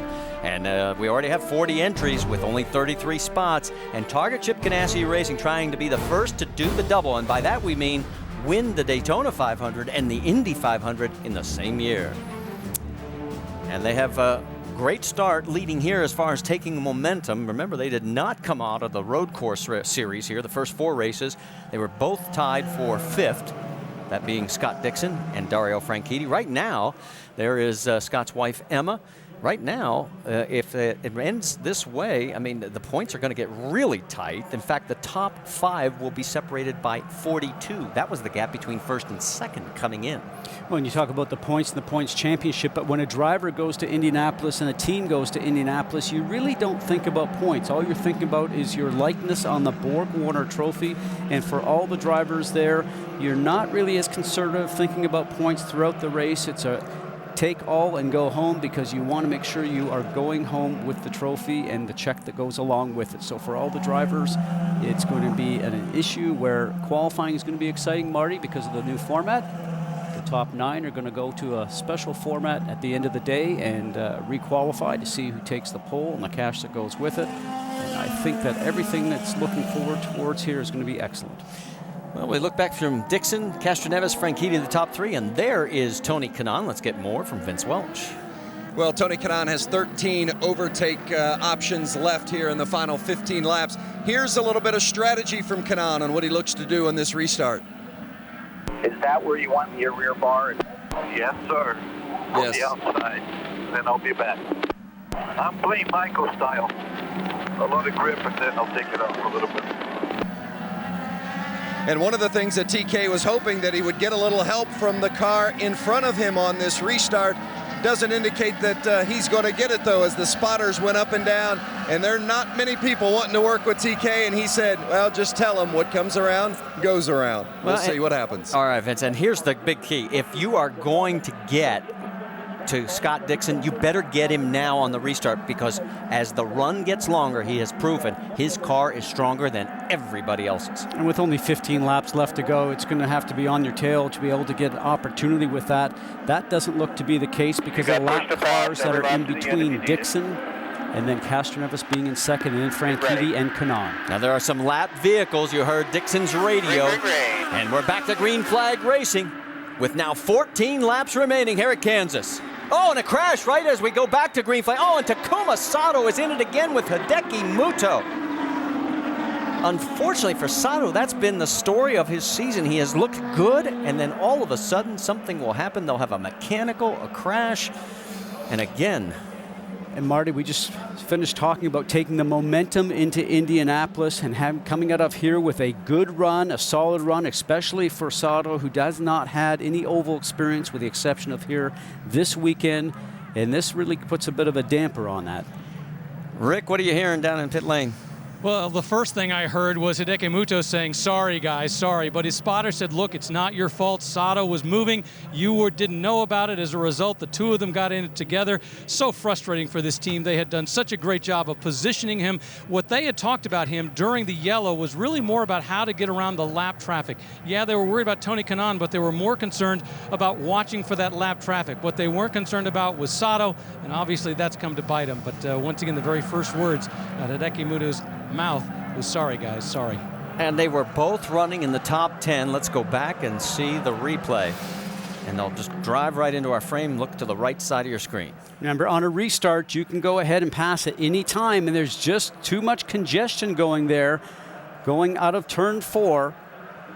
And it looks like Hideki Muto just made a move as Simona was coming up on the low side of him, and he just made a move to the right, probably did not see Sato was there, and turned around and ended up pinching him up into the wall. So the two will make the mandatory trip to the infield care center, but both climbed out of their cars under their own power. And so now what this means is that even a few more laps have dwindled by for all those hoping to get a shot at Scott Dixon.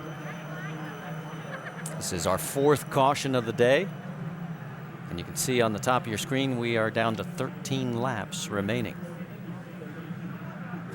Interesting on that restart, I was watching, and even Dixon pushed the pass, and just to get a little bit more horsepower, even though he had some lap cars behind him, he certainly knows that getting out in front and getting some distance between him and the car behind him, whether it's lapped or what have you, is going to be very important. Let's talk a little bit about one of the things we mentioned at the beginning of the broadcast. Target Ganassi Racing did not look all that impressive coming out of the first 4 races, and this was a turnaround for them. Here you are with Scott Dixon. If he leads the rest of this race, I mean, he's already led 155 laps, and you want to talk about a team's domination at a track. Since 2006, Chip Ganassi cars will have led 740 of the 1,000 laps if it stays this way to the finish. Well, very impressive, but it also tells you not only is the team back, but the frame of mind of Scott Dixon is back also. Certainly speaking to him throughout the beginning part of the season with the difficulties he's had and some of the mistakes that went on, and thinking about St. Pete's, also thinking about Dario, who you see here in the number 10 machine, making some mistakes even at St. Pete's. You do that when you're not getting the results that you expect and that you expect to have out of your team, because when you drive for the top teams, there is a lot of pressure to perform and give results, and those guys felt it. Let's quickly get some update on the strategy. Jamie, you're with Mike Hull. Yes, he's race strategist for your leader, Scott Dixon. All right, Mike, he has 18 push-to passes left. We're going to have this next restart. What is the strategy? Does he use them right away on this restart? Yeah, well, we don't need him for 18 laps, obviously. I don't know. We've just raced good all day. He's had a good car all day. Certainly, he's going to use what he has left. It doesn't really affect the fuel mileage, and it's odd. We had all these long green runs, and here at the end of the race, now all of a sudden it's like Yellow City. But we'll just get to the end today with Scott in the target car. We're doing good. How does it feel to be back up front for the first time this year? Well, you know, we know we can race at the front, and we're racing against a lot of quality people here. And I don't think there's any surprises that the field is competitive. This is a competitive series, and we just wanted to come away from here with momentum going toward Indy, because for us the Indy 500 is very important. So Scott's done a great job today, and for that matter, so is Dario in the Suave car. So we're doing good. Thanks, Mike. Let's go over and check in with Vince. Well, Tony Kanaan is 4th on the grid, but he's about 15th in line. Michael, are you going to get any help with those guys in front of him up there on the spotter stand? Yeah, right. We would like to think so, but you know, they're running their own race too. But you know, two cars behind Dario. If he gets a good start like he did on that one, you never know. Tony mentioned before the race they didn't have the speed and he was quite downhearted about the fact that they didn't feel like he was going to have much of a car today. How has he managed to keep this one in the top 5? Just keeping the track position. I think we've done a good job in the pits, and he's done a good job on the track, staying with the guys up front. And you know, I feel pretty good about what's going on here, because there's a lot of cars now, a lot of traffic. So we'll see how Dario's car is in traffic. If it's not great, we might have a shot. Yeah, because TK's car, guys, has been very good in traffic today. Yes, it has. And because of the 2 cautions now, remember a lot of teams had made stops under green. We now only have 6 cars on the lead lap. It'll be Dixon, Castroneves, Franchitti, Kanaan, Ryan Hunter-Reay, what a run for him today, and Ryan Briscoe, your top 6, the only 6 in the lead lap. Here's our Firestone lap leaders. We mentioned the fact Scott Dixon has been in control. The only time he's been vulnerable has been on the short run. And laps are winding down as we'll have 9 to go next time by. Jamie Little. Well, Chip Ganassi sitting up here for Dario Franchitti, calling the race here. You guys have been battling your own teammate pretty much. What do you think? Does Dario have enough to take Scott Dixon, who's been dominating? Well, it's going to be pretty interesting here at the end, Jamie. There's a lot of the guys have pushed to pass, you know, and with all this yellow, they've got it's going to be pushed to pass to the finish here. So it's going to be pretty frantic. It should be good. Good place to be, right? Great place to be. Thanks, Chip. Marty?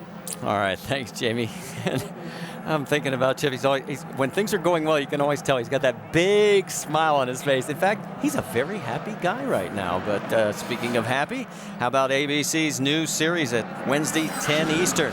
It's the marvelous and the mysterious rolled into one. Welcome to ABC's Happy Town. Don't let the name fool you. ABC's Happy Town. It's all new Wednesday, 10 Eastern, 9 Central on ABC. And on this restart, with which will probably be only about 7 laps left to go, the guy that probably wishes that he was on Scott Dixon's tail box right at the very last few laps would certainly be Dario, because remember how good his car was on short runs? I think he might have had something for Scott Dixon if he had that opportunity. And is this one of those rule changes you'd sort of like to see where the lap vehicles would go to the rear? Thank you for that. Yeah, I think that would make for a very exciting start and restart towards the end.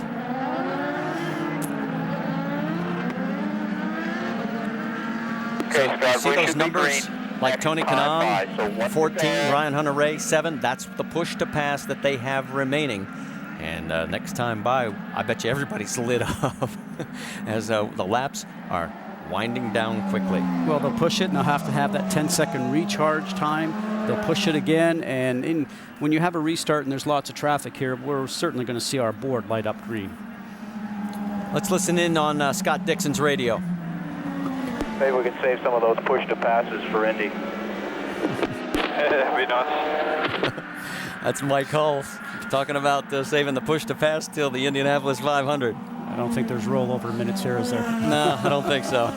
All right, pace car is pulled off. The field is heading down the back stretch. We mentioned just 6 cars on the lead lap, but a lot of lap vehicles in between. So Scott Dixon's in control. Castroneves 2nd, Franchitti 3rd, Kanaan 4th, Ryan Hunter-Reay 5th, Ryan Briscoe in 6th. And for Team Target Ganassi, they're looking for their 4th consecutive win at Kansas. Do they get it? Well, coming towards the stripe, we are getting ready to go, but now they have waved it off. And there's so much debris on the race course, Marty. You saw it there as the drivers started to get going. It just seemed like there were still some pieces of shrapnel of carbon fiber and what have you. But what ends up happening here, too, is I think for the drivers that push the button to push the pass before they got towards the green, they've used up one of their segments there. There's some of the marbles that we were talking about. They did sweep the track after the 2nd caution.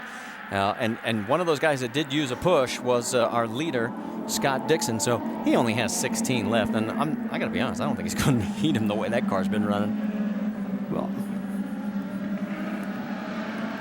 Well, we may have some deal making made, like watch the 2 and the 4. Matos and Weldon, they may get out of the way. Let the chance for the race lead go as we're back to green flag racing here with now 6 laps remaining at Kansas.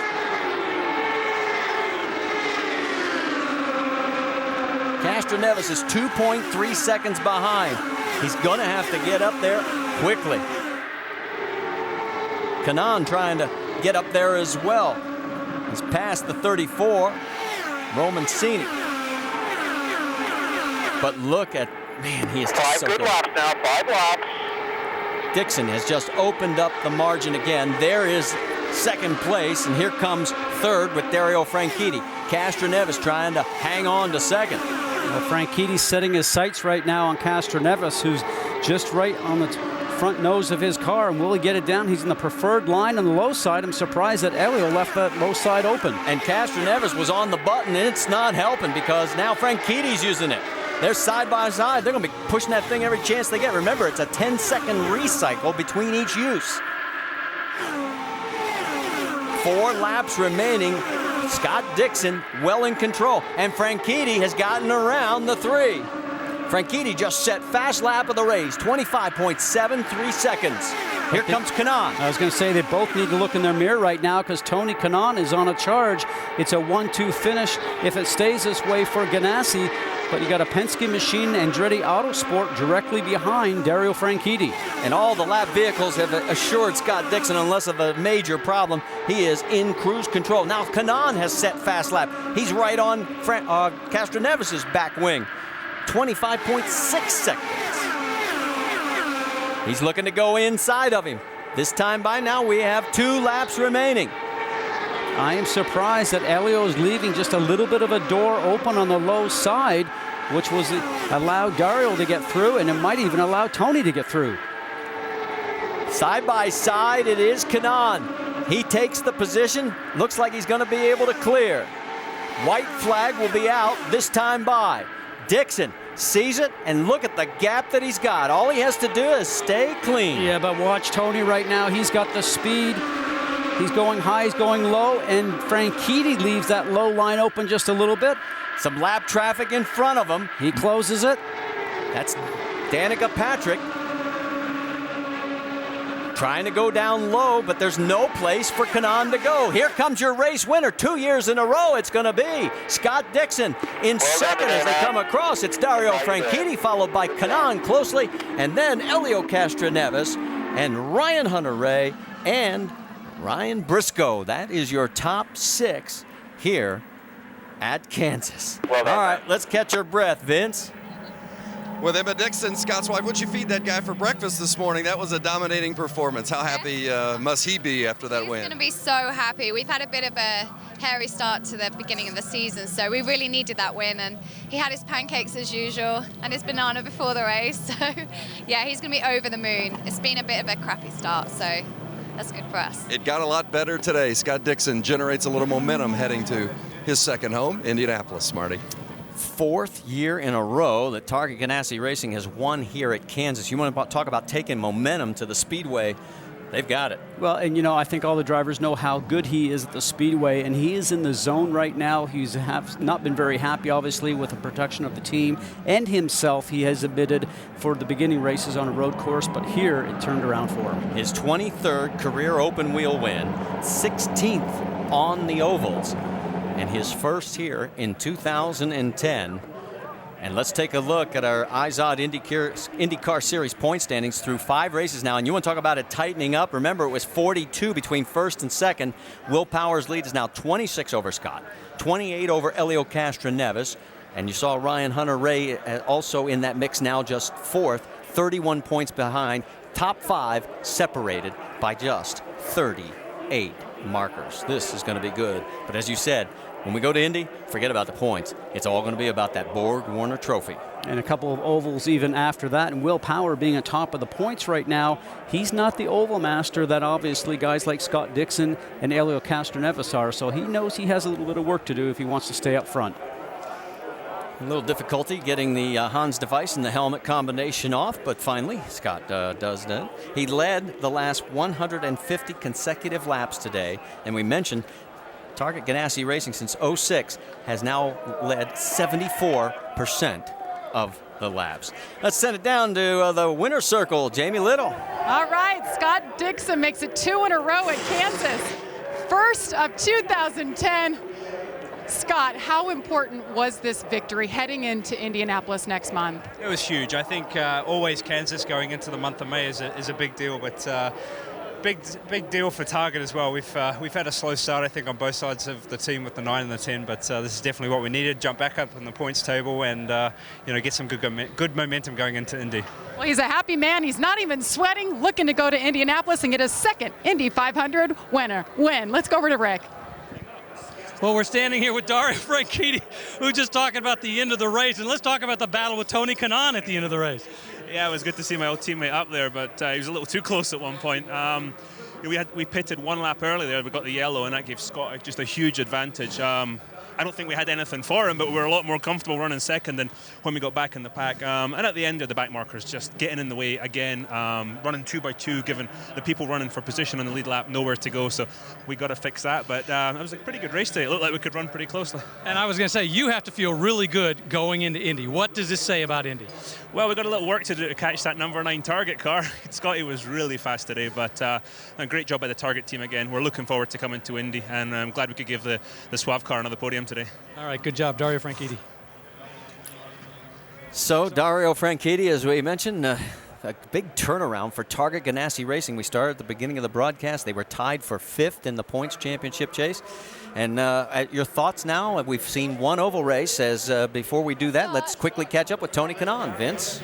I'm wondering if this guy was sandbagging today. You told me before the race how bad the car is, and look at you. You finished 3rd on the podium for the 3rd year in a row. Well, like I said, I think, we worked on the car. We didn't have a fast car. If you guys saw in one of the restarts, the 2 Ganassi boys, they just took away. But I did what I could. We had a great start, great stops. I mean, the whole 7-Eleven crew did a great job, and they gave me a few positions too. So it was a good day. Great job indeed for TK, Tony Kanaan. Let's go to Rick. Standing here with Helio Castroneves, kind of rubbing his head, thinking about the end of that race. Let's talk about the end of the race. What was there? What did you have? What didn't you have? Yeah, unfortunately, somehow my car started building up understeer, and we have so much traffic in front of us. Certainly the target guys, they were like on the league of their own, you know. Well, let's talk about that. Are you going to have something for him at Indy? Well, that's what worries me. The good news is this is different rules. You know, over there in Indy, it's a free for all. So. We're not gonna let them carry this momentum. We're gonna try to make sure we work 4 times as harder so we can get it in the. Funny how you brought up that number 4. Yeah, it's funny, huh? Helio Castroneves looking forward to the end of this month. That's for sure. And let's talk about this. What do you expect now? We've had this first race on the oval. Well, we're certainly going to a track that Penske has excelled at, and his drivers are very comfortable at. Will Power maybe has a little work to do to get up to speed there, but Ganassi has been very strong there over the years. They have a great program there, a great aero program that makes the cars run strong. Overall, I think it's going to be a battle between those 2 teams. All right, so I'm going to make you pick up one guy. If Las Vegas is going to give an odds-on favorite, who you like right now? Oh, I mean, emotionally, I'd love to see Helio win his 4th there, but right now, I mean, Dixon seems to be so good at Indianapolis, I'm going to have to go ahead and say Dixon at this point in time. All right, well, let's set the stage for you, because the next time we see you, it will be for the Indianapolis 500, 4 weeks from tomorrow, and it'll be on noon Eastern on ABC, the Indianapolis 500 presented by GoDaddy.com. Could we have 5 females in the race?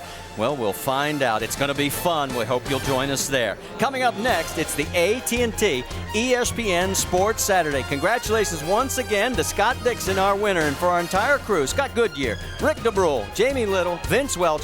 I'm Marty Reed. Thanks so much for joining us here on the IZOD IndyCar Series at Kansas. Till we meet again.